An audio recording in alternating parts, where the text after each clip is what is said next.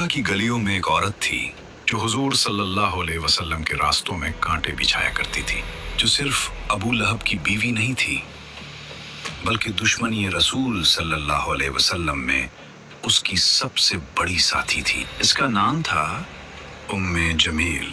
जाहिर में वो एक बड़े और मालदार खानदान से थी, लेकिन उसका दिल हसद और तकब्बुर से भरा हुआ था। हर रात जब मक्का की गलियां सुनसान हो जाती, वो चुपके से निकलती, अपने हाथों में कांटों से भरी झाड़ियां उठाए और फिर आहिस्ता आहिस्ता इन रास्तों पर बिछा देती जहां से रसूलुल्लाह सल्लल्लाहु अलैहि वसल्लम गुजरते थे। सोचिए कितनी सख्ती होगी इस दिल में जो रहमत आलम सल्लल्लाहु अलैहि वसल्लम को तकलीफ पहुंचाने पर खुश होता हो। और यही नहीं, उसकी जबान भी जहर से भरी थी, लोगों के दरमियान झूठ, चुगली, नफरत। उसका मकसद सिर्फ एक था, इस्लाम को रोकना।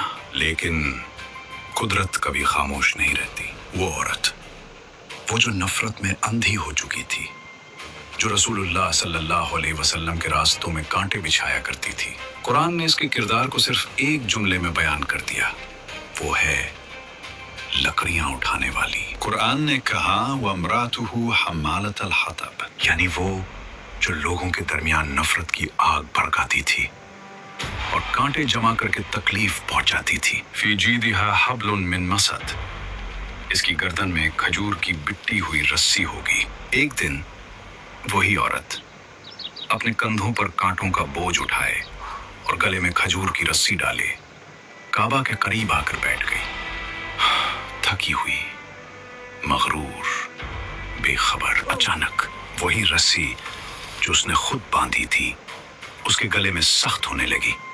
वो घबरा गई, हाथ पांव मारने लगी, लेकिन अब देर हो चुकी थी। वही रस्सी उसका अंजाम। अगर आपको ऐसी इस्लामिक कहानियां पसंद आती हैं तो ज़ैद त्यागी इस्लामिक चैनल को सब्सक्राइब करना ना भूलें।